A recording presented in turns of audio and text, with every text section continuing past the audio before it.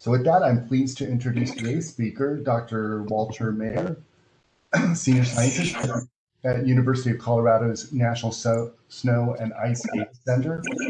He will be presenting on Arctic sea ice, a rapidly changing environment, and the challenges it presents for prediction. Walt has more than 20 years research experience in sea ice remote sensing and Arctic climate change. He originally joined the center in 2003, and over the next decade served as science and product team lead for passive microwave and sea ice products. He then moved in 2013 to the NASA Goddard Space Flight Center's Cryosphere Sciences Lab and returned back to Boulder to the Snow and Ice Data Center in 2017, where he is now lead scientist for NASA's Snow and Ice DAC. His current research foci include Lagrangian tracking of sea ice parcels, development of new sea ice climate indicators, development and validation of operational products from AMSR2, evaluation of sea ice concentration uncertainty estimates from passive microwave data, and analysis of Arctic sea ice and climate conditions. So with that, I want to welcome Dr. Meier. We are ready for your presentation. All right, thanks, Mike. Like I said, I'm going to be talking about Arctic sea ice and talking about how it's changing and how we're looking at forecasting and the challenges we have in forecasting ice, the Arctic sea ice. And I'll preface this with, I'm not a modeler or a forecaster myself. I'm an observational person and working with data, particularly satellite data. But I've been involved with a group, which I'll talk about later, looking at forecasting and ways to improve forecasting, both through improved data and improved methods.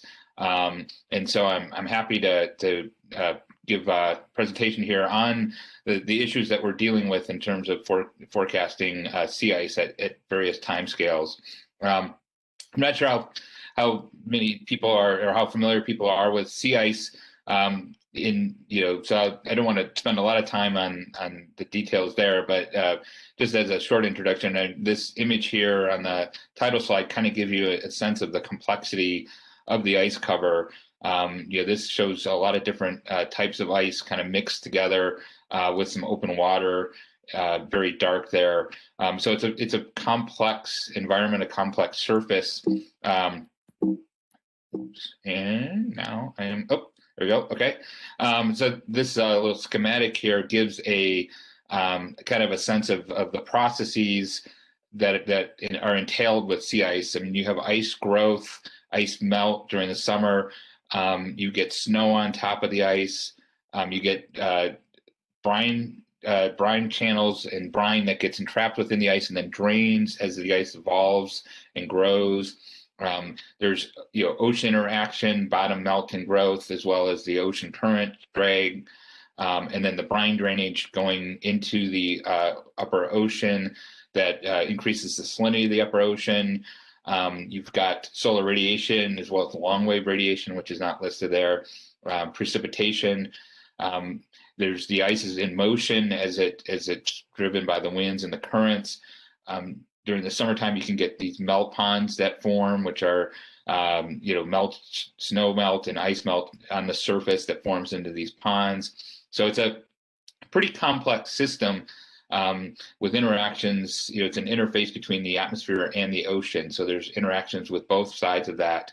And that's, one aspect that makes it challenging, both from an observational level and from a modeling level and in terms of forecasting.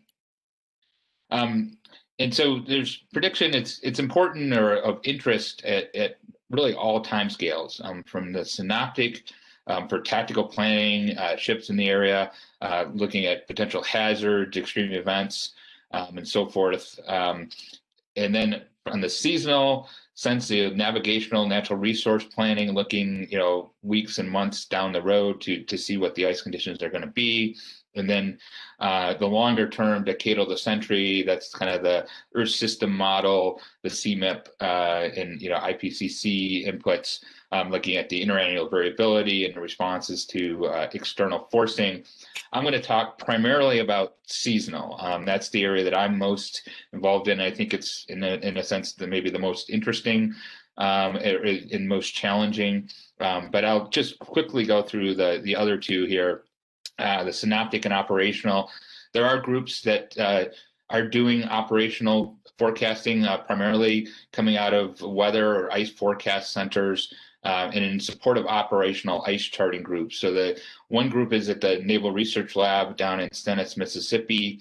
Another major group is at the NOAA Physical Sciences Lab, which is here in Boulder, looking at basically taking the ice and looking at what's going to happen in the next 24 to up to 120 hours to see where the ice is going to be going. So it's in support of navigation, commercial and military, fishing vessels that may be near the ice edge that need to know or want to know, that they're not going to get trapped in the ice, and other ships sailing, near ice-infested waters.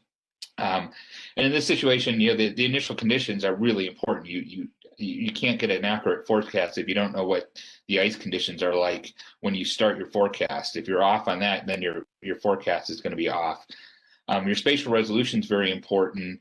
A lot of these ships, fishing vessels, want to get as close to the ice edge as possible, but don't want to get trapped into it. So you need and want initial observations that are very accurate down to like kilometer scales. And of course, it's going to be highly dependent on the weather forecast. Which way the wind blows is going to tell you if the ice is blowing outward, going inward. If there's a cold front coming in, that could cause freeze up to start.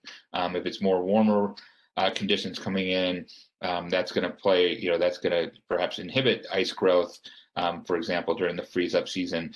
The caveat there I would add is, the ocean state is also important here. If you're pushing ice into warm waters, then whatever ice you push into there is going to tend to melt.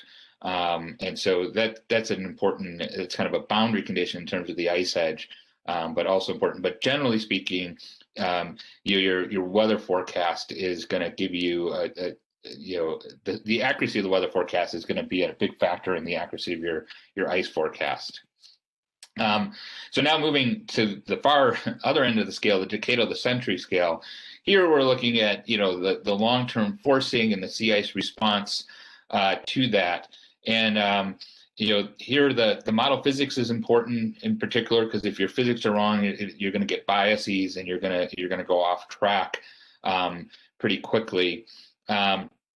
Your scenario uncertainty is, of course, also very important. If we're looking at the response to, for example, carbon dioxide emissions, greenhouse gas emissions, how much actually gets emitted in the coming decades and centuries is a big factor in that.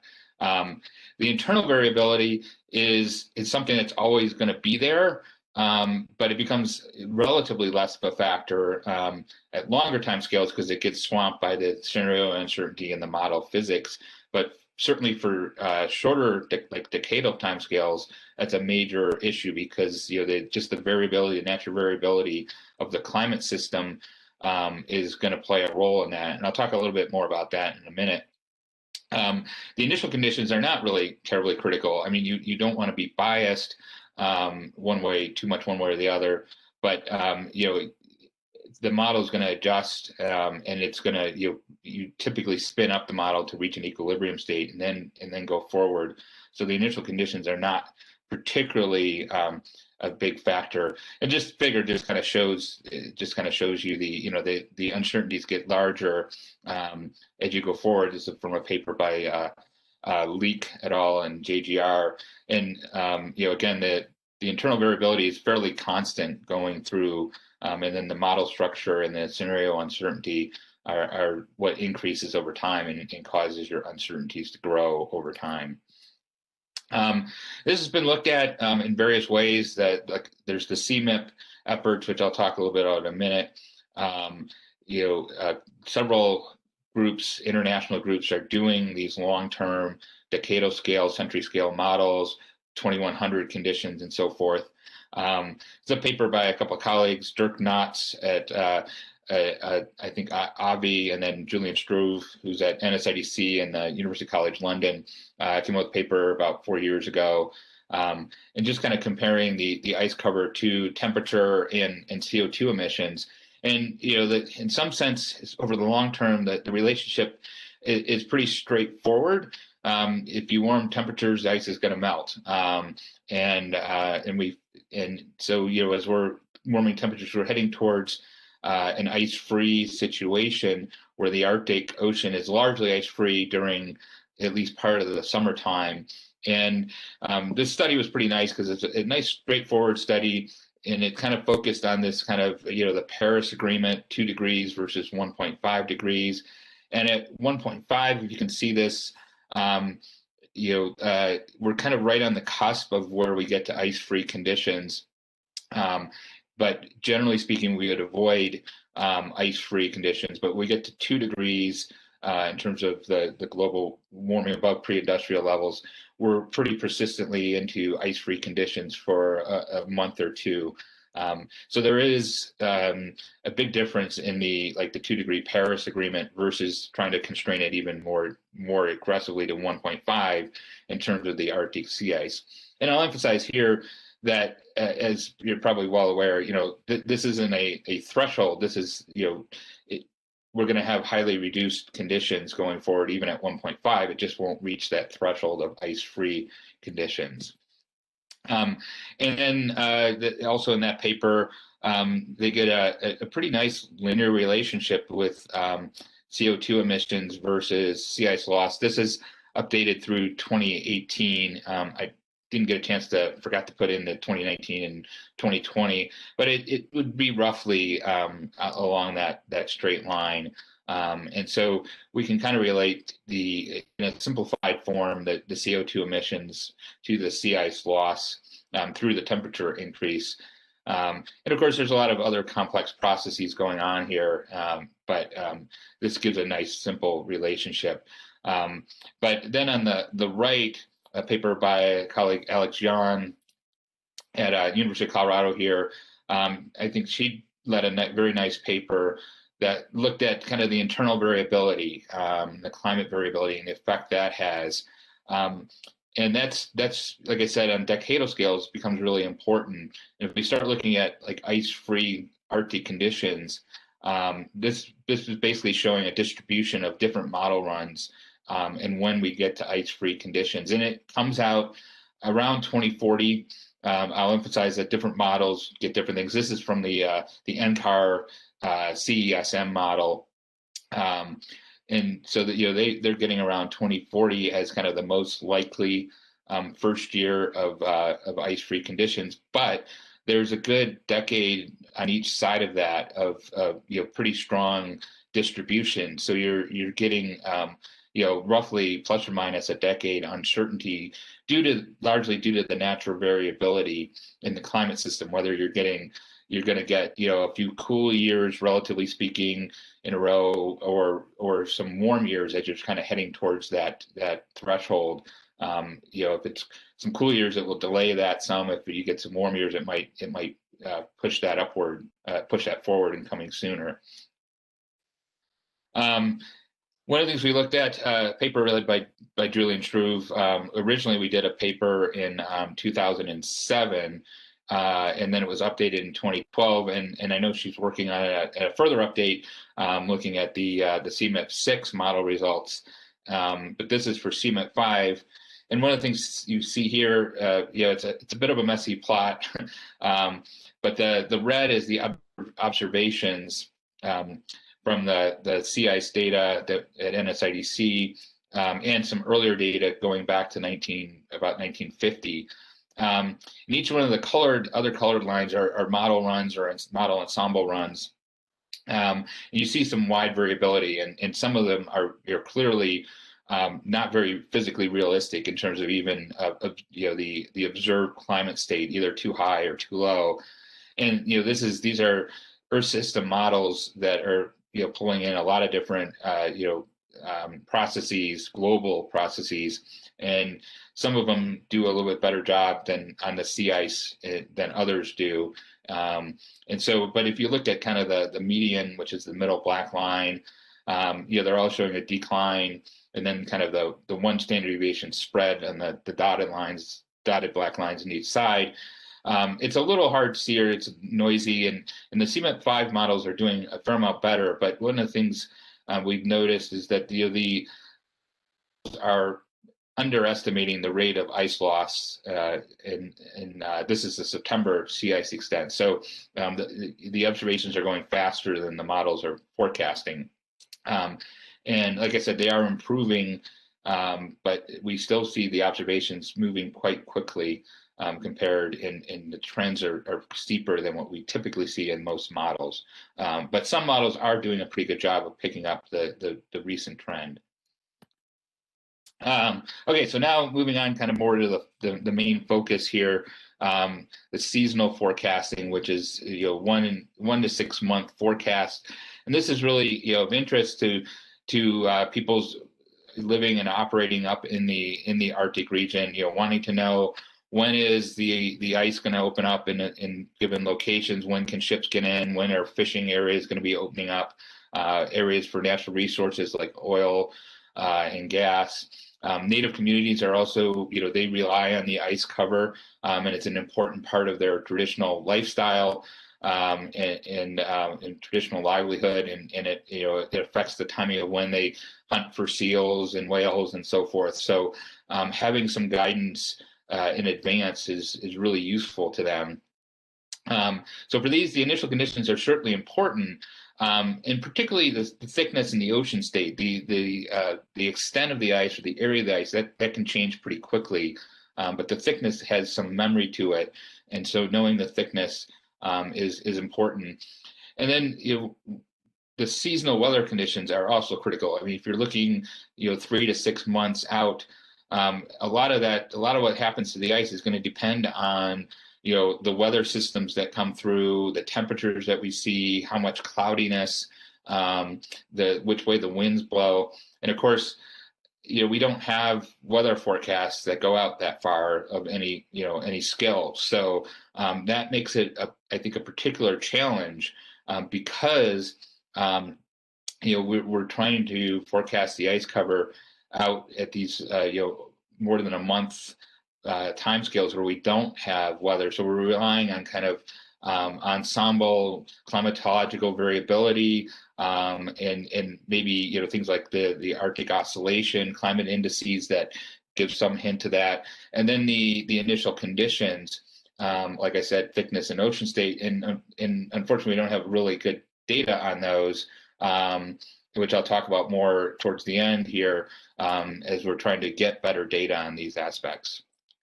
So this is something that's been looked at for a while, that the ice charting groups have typically done seasonal outlooks kind of based on statistical modeling for many years, but it started to get the attention more of the science community and of the kind of the modeling community after 2007. We had a record low extent in 2007.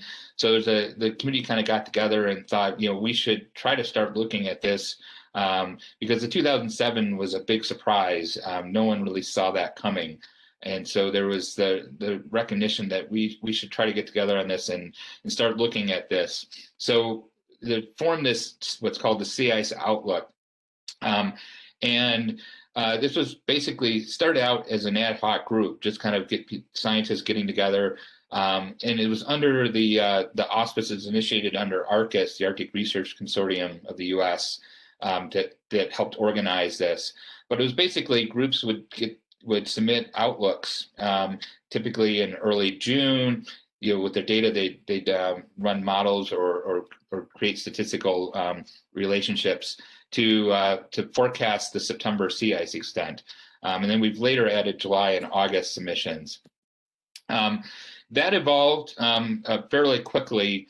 It wasn't going to be sustainable as an ad hoc group, and so myself and others put in for proposals to originally it was the National Science Foundation and Office of Naval Research (ONR) to form this sea ice prediction network that was funded in I think it was about 2012, if I remember right.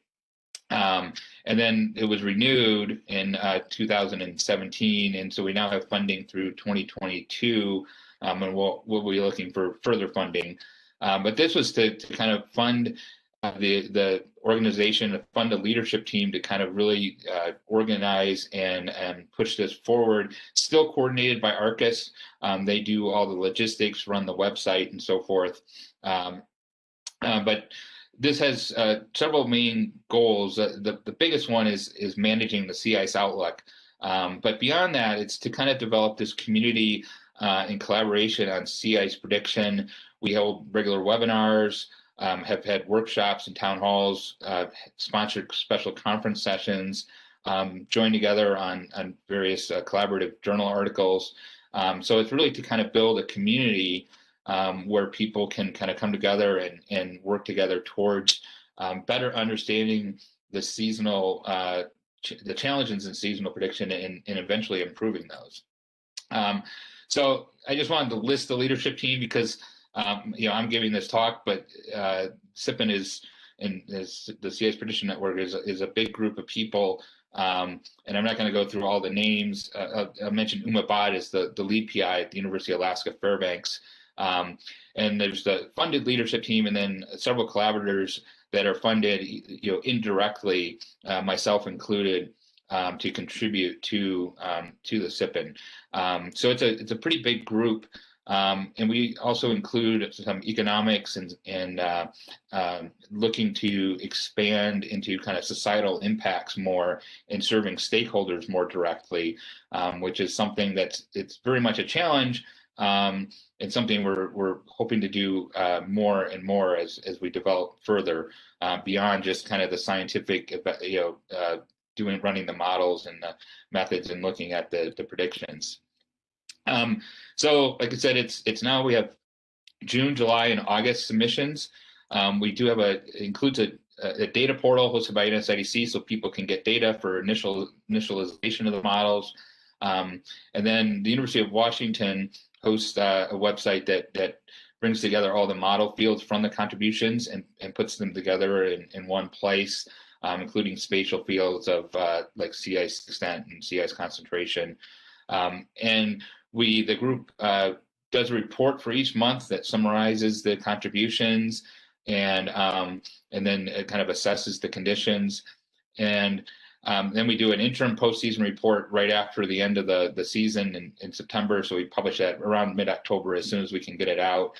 And then we do a more in-depth full season postseason report in January, February. And we typically organize a town hall or workshop in December, usually at fall AGU, kind of to get people together and talk about what happened the previous year and make plans for next year. This year with remote AGU, we're not doing it at AGU. We're actually going to wait probably till January, February, but maybe host a little bit of a bigger get together. And one thing I want to emphasize here is that these submissions, these are contributed by people in the community. Anybody can contribute. We even have kind of just citizen scientists contributing at times. We do try to kind of separate out kind of the more model focused scientific ones from the citizen science, but we encourage kind of this broad community and broad outreach. But I want to emphasize that the funding that we have is really for running the sea ice outlook and doing these outreach and kind of collaborative duties. The actual model contributors or outlook contributors, those are done essentially voluntarily. Either they have their own funding or they do it on their kind of in-kind sense. So they're not funded to run the models. That's done through their own funding. So this is the 2020 outlooks. This is to July. We had 38 contributions in July from several different groups, and there's different methods. I'll talk about those in a moment. But we get varying. Some groups will submit a new submission each month. They'll rerun the models or rerun the methods. Some groups will submit once in June and say that's our contribution. Keep it the same for July and August. And some will not submit till July or August because some methods may not have that much of a lead time, or maybe not be accurate enough to submit earlier. So we get various different kinds of contributions, and you can see this. We have on there the 2019 observed in gray, and then the median 2020 in July, and then in black there is the observed 2020 September average sea ice extent. And you can see, overall we were high. The community as a whole was quite high. It was a quite low extent. It was actually the second lowest behind 2012 now, is our record low. And so we're off by a little bit. And then this is another way of looking at these and breaking these into the methods. And like I said, there's three primarily different methods. There's heuristic, which is basically kind of rule of thumb, maybe extrapolating out the trend line, or other kind of simple methods. Statistical, which vary in terms of, but basically using past data to estimate what the conditions are going to be like. Essentially seeking statistical analogs to improve or to do a forecast. And then dynamical models. So these are the physical models, running them out. And this has all 3 months for each of those: June, July, and August. And this is giving you the median, and then the box is the 25 and 75th percentile, and then the whisker is kind of the min and max, except for the dots that are the outliers that we separated out. And this is kind of fairly typical. The models tend to not change a whole lot. Some of that's maybe because people, again, aren't rerunning things, but I think some is just, things are, they're kind of inflexible in terms of responding to different conditions. And then sometimes July and August particularly are important for ice loss. And this is where the weather forecast and the weather conditions come in, and you can't really measure those. So here, like the statistical, the grouping honed in more, but it actually honed in kind of a biased high. The dynamical models got a little bit better, particularly in August. In the spread, it does, within the min and max spread, it did capture the observed, but still kind of missed it in terms of most models by a little bit. This is just another way of looking at it. The different circles, and again, some models did fairly well. The kind of aqua line here is the observed. So some did fairly well, especially for the August ones. That's the blue circles. You can see several there. But some were not bad earlier, but then there's some that are quite far off. And it's just depending on how the models, physics and the methods, and how well they adapted to the changing conditions. And I will note that we had particularly rapid melt in late July and into August. And so this is, if the August outlooks are looking at using data through the end of July. So things were changing quite rapidly, just as the last predictions were coming in. Another thing we've looked and expanded into is regional forecasting. And I think I'm running a little bit long here, so I'm going to try to wrap up. So I won't go into these in detail, but that's just another area to kind of, especially looking towards societal benefit. It's not so much the Arctic-wide sea ice that's important to a lot of stakeholders. It's what's the ice going to be like in my region, and so we're trying to expand into that, into more tangible support and societal benefit. Particularly for things like indigenous communities and commercial interests and so forth. So that was the Alaska region. This is Fram Strait, where the ice edge is going to be in September, based on July forecast. And we also have expanded into the Antarctic. This is pretty new. We're not doing a whole lot with this, but Francois Massenet in Belgium has been leading this. And we did 2020 looking at that. We're also, I would say, I don't have it here, but it mentioned that we're looking to expand beyond just the September minimum extent, but other times a year as well. And this is looking at the models. This is Ed Blanchard Wigglesworth at University of Washington. That we have this portal that he and his group have put together to bring together all the models. And this is sea ice probability, the July forecasts. And then also on the left is looking at how that's changed from June. And so it's it becomes more more melt in the Pacific sector and less in the Atlantic sector between June and July. And so, this gives a spatial distribution, which again gives kind of a regional aspect as well that people can look at, which is, like I said, important for societal benefit. This is ice-free day, so looking beyond just ice extent or ice concentration, but when is the ice going to open up? When are we going to get ice-free conditions in different areas? This, of course, is important for things like the Northern Sea Route, when you can start taking ships along the coast of Siberia between the Atlantic and the Pacific. That becomes important for that type of planning. We're doing some model evaluation. This is a Breyer score, which is essentially here just like a mean square error, and trying to evaluate these models. And that's something, again, we haven't done as much of as I think what needs to be done, but we're starting to try to focus on that more to get metrics on that. This, again, is a Pan-Arctic Breyer score, just the total score. 0, the lower number is higher skill here. And so this is, again, going on September. These are just 4-week lead times. The model just keeps getting run, and the predictions are evaluated continuously, going all the way back to 2018 here. So just an example of some of the things we're looking at in terms of doing a model evaluation. In terms of looking at the outlook specifically, this is kind of a retrospective, again, going back to 2008, which was the first one.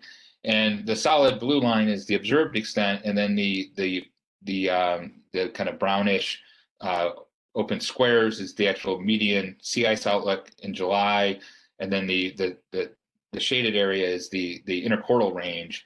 And you see that some years are pretty close and some years are maybe not so close. And what seems to be the case is that the years that are kind of in the middle, kind of following the trend line, the outlooks do fairly well as an ensemble.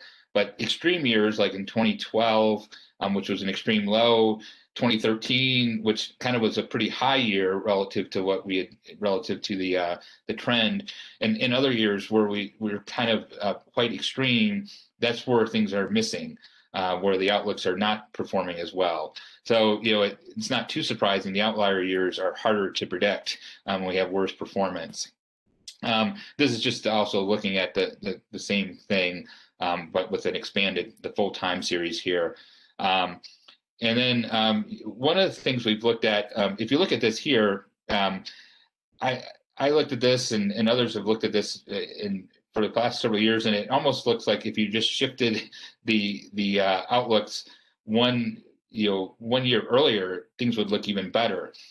So we've actually looked at that, and Francois Massenet did this, and you actually get a pretty good linear relationship here between the predictions for the current year versus the actual outlook or the actual observed for the previous year. So you get a R squared of 0.87. So in a pretty there's some spread, and emphasize there's not too many years here. The sample's not too large, but it's a really interesting thing that it's almost like the outlooks are being biased or pulled by the previous year's observations, and that certainly could make sense for the like heuristic methods. That would be a pretty clear thing. Even the statistical methods would make sense, but we're actually seeing this even in the dynamical models, and it's not clear why that is. And what the cause of that is, but it's an interesting thing. So this is just kind of saying we could actually predict what the outlook contribution median is going to be next year, now that we have the 2020 observations. And I wanted to just touch on the data for outlooks. We have a data portal at NSIDC that brings together a lot of different products, both at NSIDC and links to other data. So this is a resource for the community to kind of look at and get data for initialization, evaluation, and so forth. One of the things with these data products, I've been talking about the models and comparing, the outlooks to the observed extent. It's important to note that the observed extent is something that is fuzzy. We used traditionally the NSIDC to passive microwave satellite data using the NASA Team algorithm as our kind of standard. That's what we use as our observed value, but we've been starting to expand on that to look at other products. And when you do that, you get a pretty big range, 500,000 square kilometers range. And so when we're evaluating these outlooks, we really need to evaluate them in the context of the fact that the observations have uncertainty as well. And these are differences due to different sensors, different methods, different sensitivity to the ice near the ice edge and so forth. So this is something that I think is important to take account of. As I mentioned, the sea ice thickness is really important for the initialization because thicker ice is less likely to melt out. So if you know where the thick ice is versus where it's thinner ice, that's going to give you some sense of where you might melt ice, even beyond the weather conditions. And then the snow cover is also important because that delays the ice melt. It's has a high albedo, limits the absorbed solar radiation. So how much snow cover it is in the distribution is important. But we haven't had really good data on that until recently in terms of basin scale data until the ESA Cryosat-2, which was launched in 2010, and then ICESat-2, which is a laser altimeter, launched in 2018. And I think I'll kind of skip through this just to note that we're measuring different things. You've got the sea ice. And with these altimeters, we're measuring the freeboard or from the top of the snow, and then we need to get the thickness, and we want to get the snow cover as well. And so that's a challenge that we're still dealing with, and to try and get these data to be better. And so this is just an example of NASA ICESat-2 data. One of the things with ICESat-2 is that there's a long lag time for the data to do the processing to get accurate results. So it has sort of limited utility. It doesn't have operational utility. It potentially has some utility for seasonal forecasting, but there's still this lag of upwards of 45 days before the data are released. They're working at trying to get that down to at least a preliminary product that they'll come out much quicker, a few days, but it's still kind of limited on how useful that will be. I'll skip this actually because I want to get to the ocean, which is another key factor, because the ocean, heat accumulates during the summer, and that amplifies the melting. This is 23rd of August. You can see temperatures were 5 degrees Celsius above 5 degrees Celsius, and so that's really warm temperatures. And even up north of 75 degrees, you can see pretty warm waters, a couple degrees. That's a lot of heat in the upper ocean.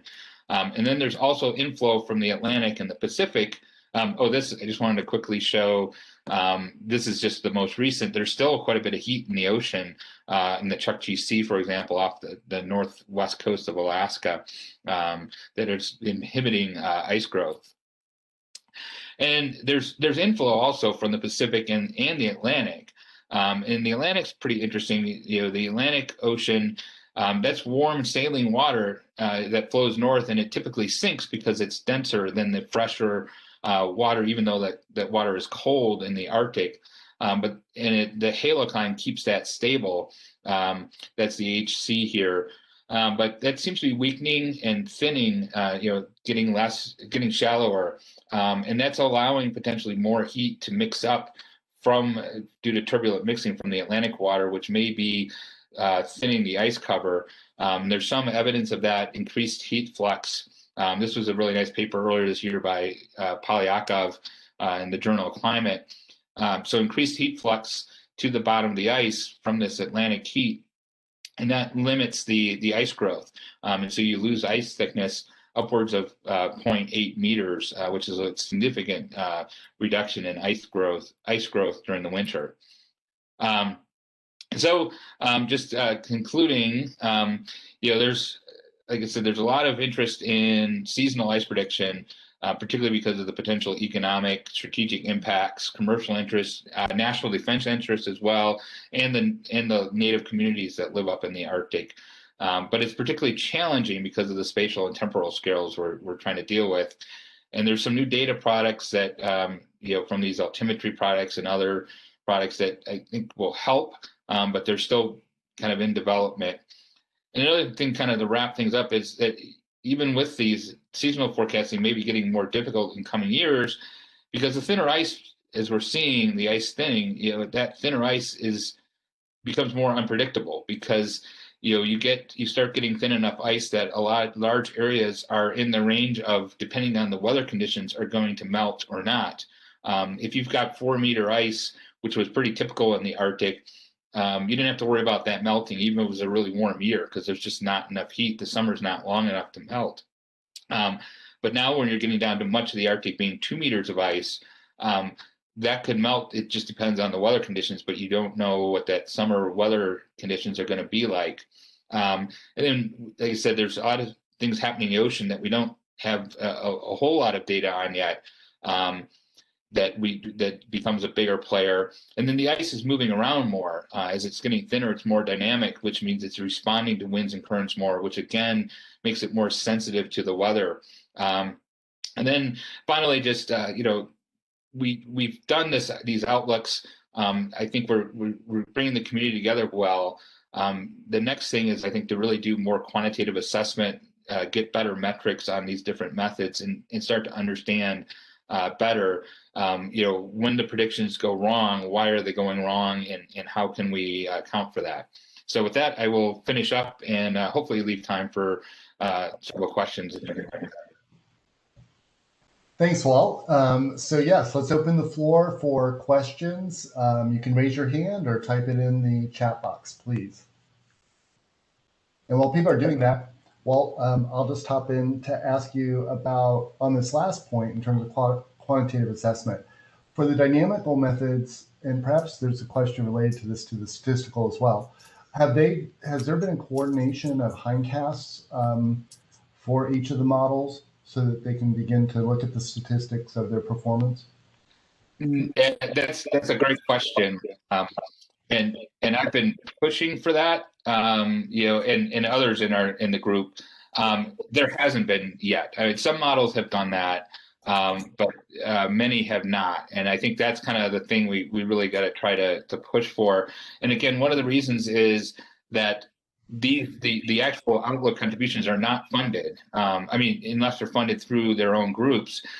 But their funding oftentimes it isn't specifically to contribute to the Outlook. It's to do their own modeling, and they may be able to justify it. But going beyond just running the models or running their methods to do like hindcasts, that's a bigger effort that people may just not have the resources to do. But I think that's definitely something that would be really good to do. Like I said, some groups have done it, but it's not anything that's been consistent. And as the Outlook and as the Sea Ice Prediction Network, we can't really push people to do that. We can encourage them, but it's really up to groups to do what they have the resources for. Right. But I wonder about your ensembles then. If you've got a range of capability, how you sort out when you ensemble downstream, which which models are performing better and which are dragging down the ensemble mean. Right. Yeah. And one of the things, again, quantitatively, we haven't done is as much as we need to do, but I would say qualitatively, it varies, and that's one of the things. There doesn't seem to be. I wouldn't say there isn't maybe some outliers that consistently aren't very good. But when we look at from year to year, it's different models and different methods each year that seem to do well, and they might do well one year and then kind of miss pretty bad the next year. There's the NASA model, which I think was the best performing last year, missed by quite a bit this year. That's just one example. So there's not a lot of consistency that we can try to hang our hat on, at least as far as we can see right now. Okay, great. So we got a number of questions coming in, and I see our co-host Zhuo Wang has had her hand up for a while. So Zhuo. Mike, actually, you can go over the questions on chat first. I think they are related to your question. Okay, great. Sorry. So yes, from Haiyan Tang, any comment on how well do the current models simulate sea ice thickness? Good question. Different models do well differently, or perform differently. Some models do a really good job with thickness. In terms of model, having good sophisticated thickness distribution models. Some are more simple. I think if they have good initial conditions from a seasonal prediction, they're going to do pretty well. But that is a problem with some of the models. There's biases in the thickness. For, like I said, not all of them are assimilating data or initializing with data for thickness. And so that's a problem.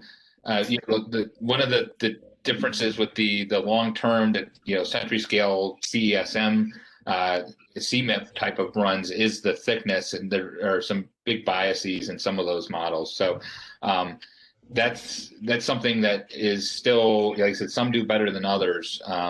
It just kind of depends on the model physics. And then the statistical methods for like the seasonal outlook don't necessarily take into account the thickness at all, which can be a problem. That's one of the things, if you're using past, the probabilities from based on past conditions, those past conditions are no longer there, particularly in terms of thickness.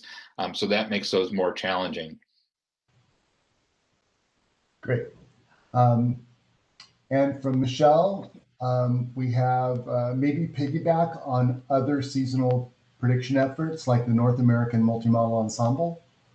Yeah, that's a great suggestion, and that's something that we have talked about, and that's actually one of our priorities going forward is to kind of reach out towards to other modeling groups, because we're obviously not the only ones doing these kind of seasonal outlooks, and not the only, sea ice isn't the only area that seasonal prediction is important.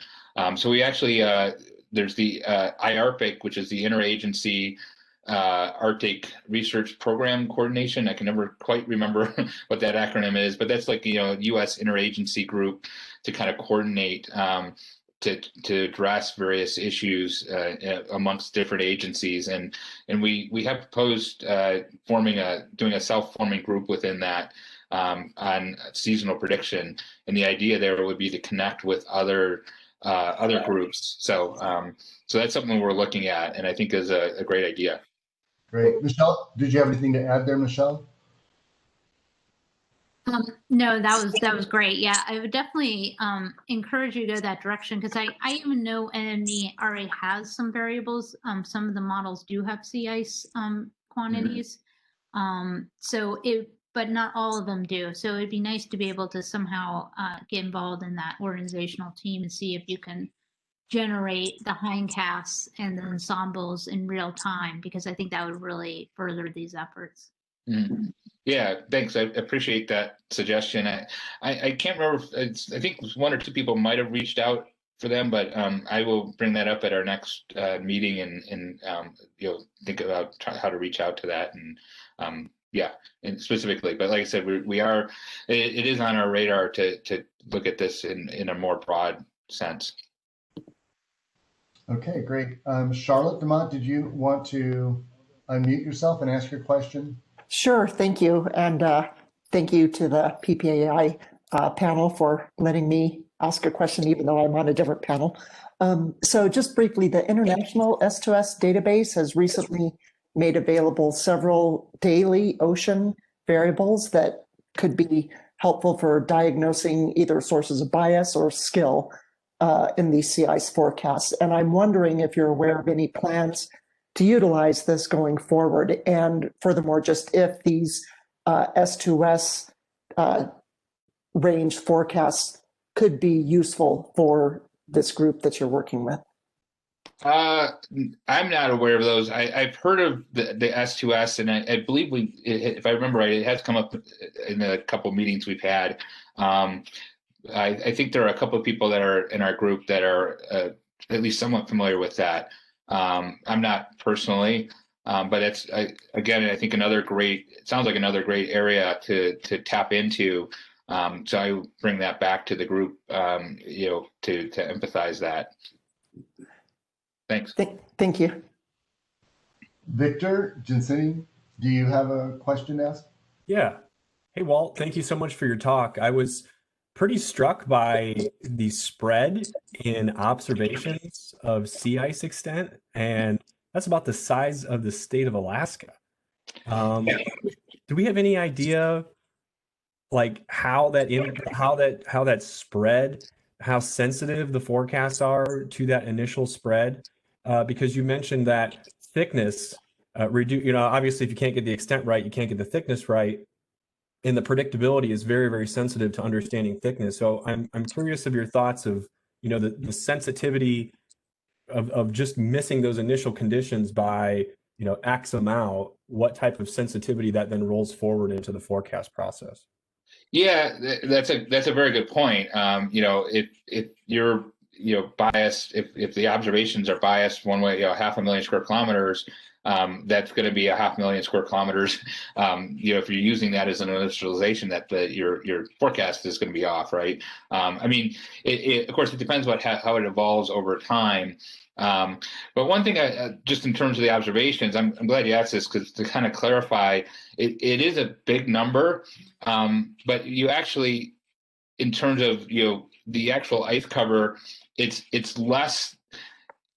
I don't want to minimize it, but it's where you have the error is at the ice edge, and some have higher resolution, so we'll kind of tend to get a more precise ice edge, and oftentimes less ice, because others will tend to smear out the ice edge because they're lower resolution. And then there's also sensitivity to things like thin ice or melting ice, and how close that, how sensitive they are. And that's, again, primarily near the ice edge. And so it's mainly an ice edge problem. And when you look at like the Arctic and take the perimeter, you can get upwards of 500,000 square kilometers with just like a 50-kilometer bias in the ice edge location between products. And that's 1 or 2 grid cells of some of these sea ice products. So it's not to say it's not important, and it certainly can have an effect on the forecasts and their skill. But it's actually, in terms of the actual sea ice observed, it's a relatively small bias in the ice edge comparatively. But like I said, it's still important, and I think that's why going forward we're looking towards doing more of an ensemble type of observation for the extent, as opposed to just one. And then then you're comparing an ensemble from the forecast versus an ensemble from observations, and you can look at the overlap there in terms of assessing the skill. Yeah, would I be correct in saying, though, even though I agree with you that that area adds up really quickly along the ice edge and determining on resolution, but wouldn't that also be where ice thickness tends to be lower and more dynamic, and thus probably more important from a forecasting perspective? Yes. That is the thin ice area. That's where you're getting the new ice growth, and when it's melting out, that's when the thin ice just before it melts away. That I would say that's really important from an operational sense, and that's a challenge that the operational groups, like I said, for synoptic scale forecasts, it's in terms of an initialization, I'd say it's less important from a seasonal forecast in the sense of it's going to melt out pretty quickly anyways. I mean, it can delay things in terms of and give you a bias in the timing. But I think from thickness, really for a seasonal forecast, it's more on the thicker end that's more important because, like I said, if you've got a lot of area that's like 2 meters thick at the beginning of the melt season, that's right on the edge of whether it melts out or not, depending on how warm what the conditions are. Versus if you know where there's like 3 or 4 meter ice, you can be pretty sure that that's not likely to melt out over the course of the summer, and that ice will stay around. Of course, you still have to account for the fact that ice is drifting too, and so where that ice is in May is not going to be where it is in September. So that plays into certainly the spatial and regional aspect of where the ice cover is, but not as much in the terms of the total. Although I will note that we've had such warm conditions and especially a lot of ocean heat that some of that thicker ice does melt out now. And so that's even becoming less reliable. Great. Thank you so much. So we have time for a final question and comment by Andy Wood. Andy? Yeah, thanks. That was a really interesting presentation. I work on forecasting, but not so much with sea ice, and so I don't know all the details, but it really appears to me that the seasonal application is an interesting one because it seems like the first month is really a matter of getting the initial conditions right and getting that update in the dynamical models. But by the third month, there's a lot of potential variability that can happen, and that's more driven by climate and potentially, like, if the model has its own internal climatology problems that causes drift. Is that a correct way to characterize it? That's certainly, yeah, I think that's part of it, definitely. The model, I mean, sometimes the models they fail because they may have the albedo wrong or the model physics may be overly responsive to winds or to shortwave forcing. But there is also the actual, like I talked about, the weather, when you especially get out beyond a month, whether you get, really warm conditions in a given area versus not quite as warm, especially now with the thinner ice, that's something that's, we see that, like I said, this year, we had, conditions were not looking terribly extreme going into July, and then we started to see some rapid melt into July and into the beginning of August, through the beginning of August. And, are the models responsive enough to that change where all of a sudden you get, really strong forcing and kind of rapid ice loss? So that's the other aspect. But the model's sensitivity to those forcings it plays a role as well, like you said. Thanks. Okay, well, we're just at the hour point. I want to thank Walt for his presentation and recognize Jinghua Ding on the PPAI panel for reaching out to Walt and suggest this talk. I think this is really informative both for our understanding of the prediction effort that's underway. I think as well, we've said for a while that the best way to get the community together and start to diagnose a problem like predictability of sea ice is to start experimental predictions. And it's really interesting to me to see that there's so many groups. I think you said 38 total participating. And as Andy points out in the comments, and I'll capture these to send to you, Walt, you might be arriving at the point where doing this meta-analysis and coordinated diagnostics is warranted now that you have the community there to start to really take the observations and the models together and diagnose what's working and what's not within the models. So I want to thank everyone for participating today. As we head into the winter holiday, we'll be taking a break from this webinar series, reconvening in 2021. So thanks for joining us, and enjoy the rest of your day, everyone.